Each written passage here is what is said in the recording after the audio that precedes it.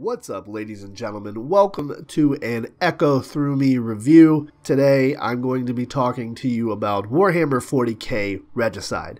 My name's Daly, and let's dive right into it. So, starting off, Warhammer 40k Regicide offers a unique take on the chess game, and it has quite a few different Warhammer-themed options to it. Now, while the base game is just chess, it does have its Warhammer 40k flair present. There's quite a few other things that you can do besides your normal chess moves, which makes the game fairly interesting. But before we hop into the gameplay, I want to talk a little bit about the menu system. So you obviously can see here at the main menu has some different login features here. So when you log in, you get like a daily reward, which I didn't really mind, but I didn't really like at the same time. Additionally, when you first start the game, you have to create an account, and it just seemed like a little bit of extra steps that I had to do to play the game, especially a game that's just chess. Like, I don't really need to create an account. It should have been binded with my Steam account or something like that. If we can put that aside, the game's actually not that bad if you're looking for something like this. Now, this is obviously a very niche market. It's for Warhammer 40k fans, which obviously isn't that niche, but within that ground, you have to like chess, which I'm assuming if you like the 40k board games, you probably like chess at least a little bit. Even if you don't necessarily like chess that much, it still has a lot to offer. So let's go ahead and talk about that. Obviously, you saw a little earlier, I was looking at the armory. The armory is where you can kind of customize your troops, build up your different armies with different paint schemes and different patterns and things like that. And you have the Space Marines, and then there are different like subclasses, like different, I'm not sure what they call them here, chapters, I believe is what they are.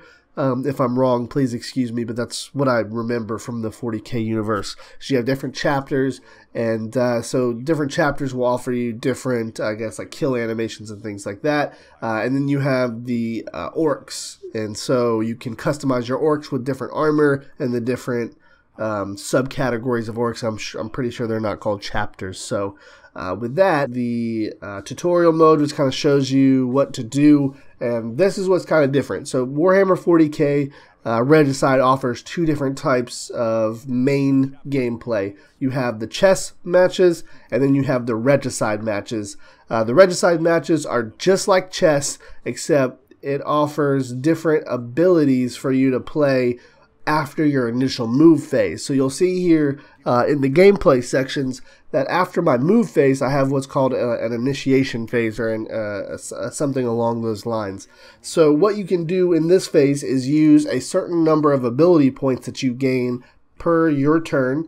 I believe they cycle over too, so some of your bigger abilities you can save your points for to use later.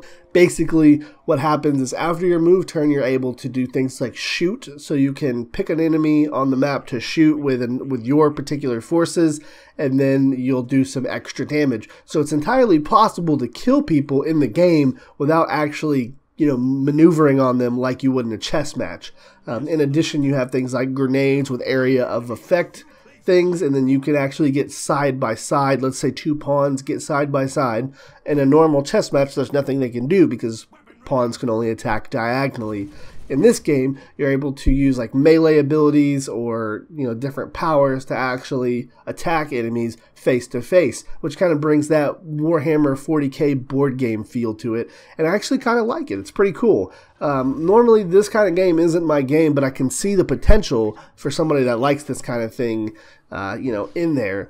So with that, you've got different moves for different chapters. You've got different abilities for different classes. You've got different abilities for different sides. The orcs' abilities are different from the human abilities, and the shooting percentages are different, and it's not always a guaranteed kind of thing. So that adds that kind of element of diversity, so you don't necessarily have to worry about just getting picked off from far away. You can still play the game like chess.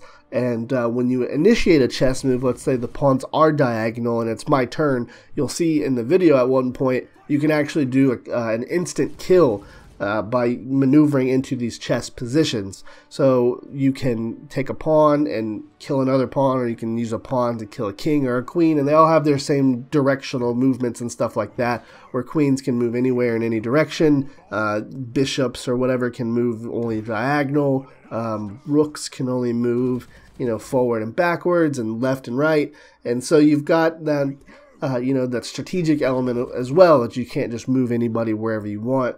However, you can still use that initiate turn to kind of, defend yourself or go on the offensive. Overall, the game isn't too terrible. But let's talk about some of the negative things that I saw in the game. So first of all, the menu layout and menu design is terrible. I didn't like it. There's the back button. You'll see me press it at one point, probably way earlier in the video, but the back button's actually in the top left corner, and it's just a blue circle. I had to click around the menu screen for quite a while to find the back button to get back to where I wanted to go. The tutorial doesn't really explain anything about the armory or anything like that, and the main part of the I guess online manual is just a bunch of stuff, and so it's really overwhelming when you look at it and you're like, wow, I've got to read all of that. Granted, like I said, if you're a 40k player, you're probably not opposed to this kind of stuff, but me not being a 40k player, mainly, it kind of took me by surprise. I was like, wow, there's a lot to learn for this game that's chess. So I didn't like that. The sound design isn't great. I would have liked to see some higher quality sounds for like shooting and stuff like that. Once you've heard the shooting sounds once, you've heard them for the rest of the game. They don't change. It's the same sound for this. It's the same sound for grenades. They don't have very many vocal tracks. There is a campaign in there that I guess adds a little diversity to it, but outside the campaign, you're going to be listening to the same things over and over and over. The other thing that I really didn't like was the lack of quality animation. I feel like a game like this, you really could have benefited from doing some higher quality like kill cams and some higher quality animations. When you shoot people, it's just like this generic power stance where they just shoot their gun and like, "Arr!" And every single soldier does that. I would have liked a little different and variation, and they feel like really slow and sluggish. Whereas I know in the 40k universe, there's some like fast-paced stuff going on there. Like I would definitely have liked to see better kill animations and maybe even more improved map design. Now people will be like, "Oh, map design, this is chess." Well, in certain modes, there's different obstacles around to kind of give yourself cover and stuff like that. I would have liked a little more variation. They felt kind of just plopped down and whatnot, but the scenes behind them are beautiful, so I don't want to take away from that.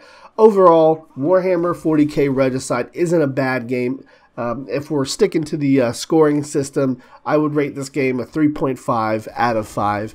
Worth a pickup if you're a 40k fan. You might want to hold off until a sale if you like chess and are trying to pick something up. And if you're just looking for a game that's weird and awkward, this one might be for you. With that said, thank you guys so much for watching, and we'll see you next time.